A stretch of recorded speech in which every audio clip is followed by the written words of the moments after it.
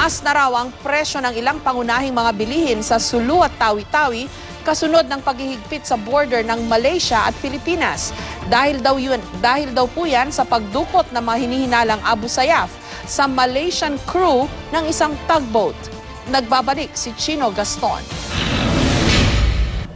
Halos isang buwan nang nakadaong dito sa Holosulu ang mga lansyang ito dahil sa pagtigil ng barter trade sa pagitan ng mga Pilipino at Malaysian sa sandakan sa Sabah. Wala na ang mga crew at natitira na lang ang mangilang-ilang kapitan na nagbabantay sa mga barko. Pinagbabawalan daw ang mga lansya mula Pilipinas na mag-angkat ng mga pangunahing bilihin gaya ng bigas, asukal at arena mula Sabah. Ang binibigay na dahilan ng Malaysian Police ang problema sa pagkakakidnap sa 4 na Malaysian crew ng isang tugboat malapit sa Tawi-Tawi. Hindi namin alam, biglaan lang yung mga pulis doon at saka yung mga immigration, pinapauwi ang lansa dito. Ano sabi, hindi kayo pinakarga? Hindi pinakarga. Marami mambigas doon, ayaw magpakarga sa amin. Kaya pinauwi kami dito. Ano sabi sa inyo, bakit daw? Kasi daw may problema sila. Ayon kay Governor Sakur Toto Tan, lubos na apektado ngayon ang kanyang probinsya na dekada ng umaasa sa barter trade. Pati negosyante mawawalan ng negosyo.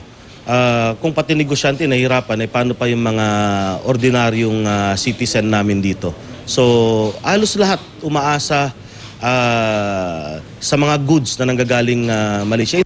Sa ngayon, 200 hanggang 300 pesos na ang taas presyo ng bigas sa kada 25 kilogram bag. Ang asukal, harina, mantika at noodles, sumipa na ang presyo mula 5 hanggang 30 pesos. Problema ito ng mga residente ng Sulu na pumapangalawa sa pinakamahirap na lalawigan sa buong bansa. Pero very affected talaga po yun sa pagmagtagal talaga.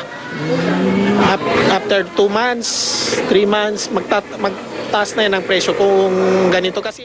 Ayon sa isang source ng GMA News, kasulukuyang may ikinakasang tripartite meeting sa pagitan ng Indonesia, Malaysia at Pilipinas para ayusin ang cross-border security sa Sulu at Tawi-Tawi. Bukod sa 4 na Malaysian, 10 Indonesian na crew ng isa ring tugboat ang dinukot din ng mga Abu Sayyaf nito lamang March 26. Mula sa Holosulu, Chino Gaston, GMA News.